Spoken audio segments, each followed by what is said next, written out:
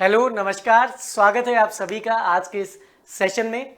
जैसा कि आप पीछे देख पा रहे हैं कि ऐसी मक्खी जिसकी वजह से बच्चों की मौत हो रही है। जी हाँ, वर्तमान में अगर मैं प्रेजेंट में बात करूं तो भारत में एक ऐसी बीमारी फैल रही है जिसकी वजह से बहुत ज़्यादा बच्चों की डेथ हो रही है। जी हाँ, मैं बात कर रहा हूं चांदीपुरा वायरस के बारे में, CHPV संक्रमण के बारे में। चांदीपुरा वायरस क्या है, ये कैसे फैलता है, कैसे इसे बचा जा सकता है और क्या क्या चीज़ों का इसमें ध्यान रखा जा सकता है, इस सब के बारे में आज के इस सेशन में हम लोग बात करने वाले हैं। सबसे पहली चीज़ जो हम ये जानेंगे कि चांदीपुरा वायरस क्या है और ये चांदीपुरा वायरस से जुड़ा पूरा मामला क्या है और भारत में किन किन राज्यों में ये संक्रमण फैल रहा है, सबसे पहले हम उसके बारे में बात करेंगे। तो चांदीपुरा वायरस क्या है, तो CHPV रब्डोविरिडे फैमिली का एक वायरस है। रब्डोविरिडे फैमिली वायरस की वो फैमिली होती है जिससे रेबिस का वायरस भी बिलोंग करता है। जी हाँ, वो वायरस जो बच्चों में रेबिस फैलाता है, या अगर मैं बात करूं जो कुत्ते या बिल्ली, पागल कुत्ते पागल बिल्ली के काटने से फैलता है, उस बीमारी में वो वायरस जिस फैमिली से बिलोंग करता है उसी फैमिली का ये CHPV यानी चांदीपुरा वायरस है, जिसमें रेबिस का कारण बनने वाले लाइसा वायरस जैसे अन्य सदस्य भी शामिल हैं। अगर मैं बात करूं चांदीपुरा वायरस के बारे में तो ये किस में पाया जाता है या किसके थ्रू फैलता है, तो चांदीपुरा वायरस फैलता है सैंड फ्लाइज यानी रेत में पाई जाने वाली मक्खियों की कई प्रजातियों और कुछ मच्छर प्रजातियों जैसे एडीज इजिप्टी जो कि डेंगू फैलाता है, ऐसे मच्छरों और मक्खियों की लार में ये वायरस पाया जाता है। तो जब ऐसी मक्खियां या मच्छर किसी व्यक्ति को काटते हैं तो काटने पर उनके लार से ये वायरस उनके शरीर में प्रवेश कर जाता है। हालांकि मुख्य रूप से अगर मैं बात करूं तो मुख्य रूप से इसका जो कॉजेटिव एजेंट है जो इसको फैला रहा है वो कौन है, सैंड फ्लाइज है, मक्खियों के माध्यम से फैल रहा है और मच्छरों के काटने से भी फैलता है, जिसमें मुख्य रूप से जो मच्छर बताया गया वो एडीज इजिप्टी है जो डेंगू भी फैलाता है। तो इन मच्छरों के लार में भी ये वायरस पाए जाने की संभावना जताई गई है डॉक्टरों के द्वारा। और अभी जैसा कि हम जानते हैं कि मौसम जो है वो बरसात का है, मॉनसून सीजन है। तो मॉनसून सीजन में क्या होता है, पानी इकट्ठा होता है, गंदगियां फैलती है ना, पानी इकट्ठे होने से मक्खी और मच्छर पनपते हैं। तो अभी हाल ही के दिनों में मक्खियों की तादाद बढ़ने लगी, मच्छरों की तादाद बढ़ने लगी है, तो ऐसे में ये संक्रमण भी फैलता जा रहा है। तो ये वायरस इन कीड़ों की लार ग्रंथि में पाया जाता है और इंसान को काटकर उसके शरीर में प्रवेश कर लेता है। अब ये चांदीपुरा वायरस का इतिहास क्या है, क्या भारत में ये पहली बार आया या इससे पहले भी भारत में ये केसेस देखे जा चुके हैं? तो चांदीपुरा वायरस की अगर मैं बात करता हूं तो साल 1966 में पहली बार महाराष्ट्र में चांदीपुरा से जुड़ा ये केस मिला था। महाराष्ट्र में जो चांदीपुरा जगह है वहां पर पहला इसका केस मिला था, इसीलिए इस वायरस का नाम क्या रख दिया गया, चांदीपुरा वायरस रख दिया गया। नागपुर के चांदीपुर में इस वायरस की पहचान हुई, इसलिए इसका नाम चांदीपुरा वायरस पड़ गया। पहले केस की जांच में पता चला कि यह वायरस रेत में घूम रही एक मक्खी के कारण हुआ है। और सोचिए आप, 1966 में इसकी शुरुआत हुई। साल 2003-2004 में इस वायरस का सबसे बड़ा बुरा प्रकोप देखने को मिला जब महाराष्ट्र, उत्तरी गुजरात और आंध्र प्रदेश में 300 से ज्यादा बच्चों की इसमें मौत हो गई। तो एक बात तो हमें समझ आ रही है कि यह वायरस बच्चों को सबसे ज्यादा संक्रमित करता है और वृद्ध व्यक्तियों को भी सबसे ज्यादा संक्रमित करता है। डॉक्टरों की रिपोर्ट के अनुसार अगर हम माने तो बच्चों में और बूढ़े व्यक्तियों में इस वायरस के संक्रमण होने की संभावना सबसे ज्यादा है। पुणे के नेशनल इंस्टीट्यूट ऑफ वायरोलॉजी ने बुधवार 17 जुलाई 2024 को गुजरात में 4 साल की बच्ची की मौत की पुष्टि की। बच्ची की मौत चांदीपुरा वायरस के कारण ही हुई है। ये गुजरात में जो बच्ची की मौत हुई है उसके पीछे पुष्टि की गई पुणे के नेशनल इंस्टीट्यूट ऑफ वायरोलॉजी में कि ये मौत चांदीपुरा वायरस के कारण हुई। वायरस के संदिग्ध मामलों से मरने वालों की संख्या 15 हो गई है। गुजरात के 12 से ज्यादा जिलों में इस वायरस के 29 मामले सामने आए। अभी गुजरात में सबसे ज्यादा फैला है। सर्वाधिक केसेस भारत में अगर मैं बात करूं तो गुजरात राज्य में सबसे ज्यादा है। 29 मामलों में से 26 गुजरात से हैं, 2 राजस्थान से हैं और 1 मामला मध्य प्रदेश से है। इस वायरस के बढ़ते मामलों ने लोगों को डरा दिया। बिल्कुल सही बात है, खतरे की घंटी बढ़ चुकी है, क्योंकि कोरोना से तो ऊपर आए नहीं थे कि एक नया वायरस और आ गया है। हालांकि नया नहीं है, पुराने केसेस रहे हैं, लेकिन अभी के दिनों में ज्यादा फैल रहा है और बच्चों की डेथ होने के चांसेस जो केसेस सामने आ रहे हैं उससे डर बैठता जा रहा है। समझ रहे हैं आप मेरी बात को?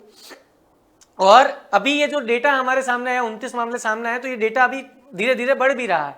ठीक है।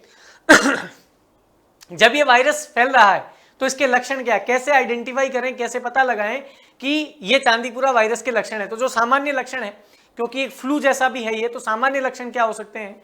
सबसे पहले बुखार, चांदीपुरा वायरस से अगर बात करूं तो लक्षण में है बुखार, सिर दर्द, बदन दर्द, मांसपेशियों में ऐंठन, थोड़ा हल्का बहुत दर्द होना, फ्लू मतलब नॉर्मल फ्लू वाला हमें लगता है।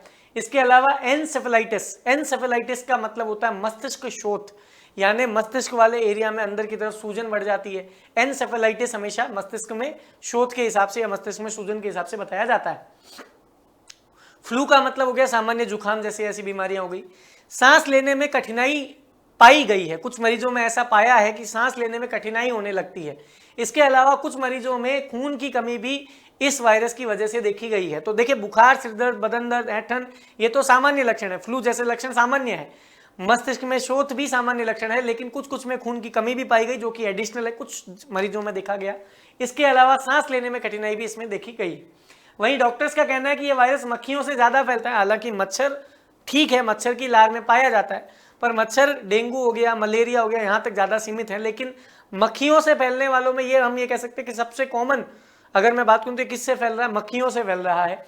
पहले 24 से 72 घंटे बेहद अहम होते हैं, क्योंकि इन्हीं घंटों के तहत वो जो पर्टिकुलर वायरस है वो मल्टीप्लाई करता है और अफेक्ट करता है, क्योंकि घुणन की दर जो है वो वायरस की इन घंटों में सर्वाधिक होती है। और इस दौरान अगर डॉक्टर को दिखा दिया जाता है या समय पर इलाज शुरू कर दिया जाता है तो इस पर काबू पाया जा सकता है।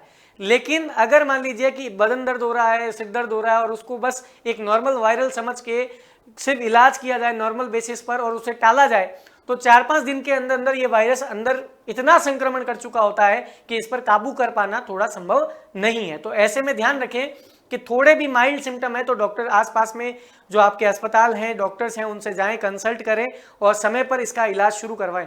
क्योंकि सेम चीज कोविड में भी देखने को मिली थी, क्योंकि सामान्य फ्लू जैसा था, नॉर्मल जुकाम को जुकाम समझा गया, जबकि पता चला वो कोविड था और उसके बाद में उसका इलाज कम कर पाना थोड़ा सा संभव नहीं रहा।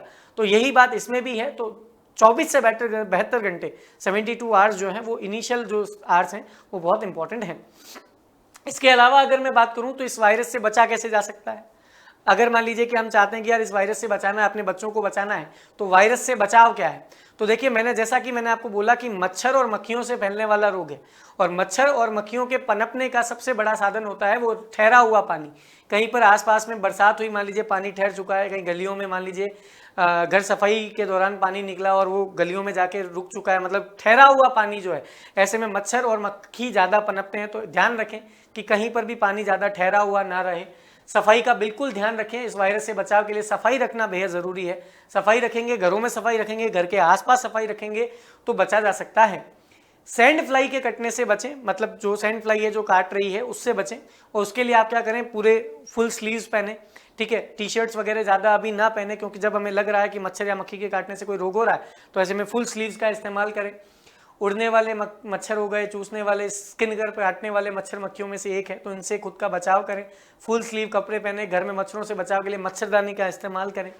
घर में खाने पीने का सामान खुला ना रखें, मक्खियाँ उन पर भिनभिनाएगी, ऐसा चीज़ें रहेगी, तो खुले सामान का इस्तेमाल ज़्यादा ना करें। और पैकेट फूड का भी इस्तेमाल कर सकते हैं।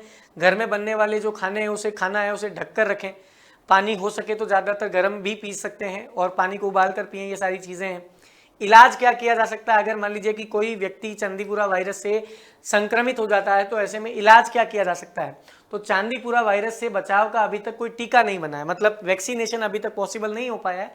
तो ऐसे में इन लक्षणों को देखते हुए इस बीमारी का इलाज किया जा रहा है। लक्षणों के आधार पर इलाज किया जा रहा है। जैसे बुखार आ रहा है तो बुखार को कम करने के लिए दवाई दी जा रही है, बदन दर्द हो रहा है तो दर्द निवारक गोलियों का इस्तेमाल किया जा रहा है। इस वायरस का खतरा सबसे ज़्यादा बुजुर्ग और बच्चों को है, तो बच्चे और बुजुर्ग गंदगी से दूर रहें, क्योंकि बच्चे और बुजुर्ग की प्रतिरक्षा जो है, इम्यूनिटी जो है, वो सबसे कम मानी जाती है। तो ऐसे में बच्चे और बुजुर्ग को गंदगी से दूर रखें, ऐसी जगहों से दूर रखें जहाँ बहुत ज़्यादा गंदगी और मक्खी और मच्छर अगर ज़्यादा आसपास हो रहे हैं तो उनसे बचने के उपाय करें। मच्छरों को मारने के लिए मच्छरदानी का उपयोग करें, घर में इन चीज़ों का ध्यान रखें। डाइट का पूरा ध्यान रखें। देखिए, खाना पीना जितना बढ़िया होगा उतनी इम्यूनिटी स्ट्रांग होगी, तो डाइट का पूरा ध्यान रखें। और विटामिन सी इसमें सबसे ज़्यादा ज़रूरी है, तो विटामिन सी से भरे पूरे फूड्स का सेवन करें। तो इन सभी बातों का ध्यान रखकर चांदीपुरा वायरस से बचा जा सकता है। तो हाल ही में वर्तमान में ये जो बीमारी है जो फैल रही है, जो वायरस का संक्रमण फैल रहा है, इस पर हमने बात की, जिसमें हमने बताया कि इसका बचाव क्या है, इससे इलाज क्या किया जा सकता है और कैसे ये फैलता है। ठीक है, चलिए तो इस पर पूरा ध्यान रखें और इसी के आगे आपसे बात होगी वापस से। तब तक के लिए अपना ध्यान रखें, स्वस्थ रहें, मस्त रहें, कष्ट जुड़े रहें। Thank you.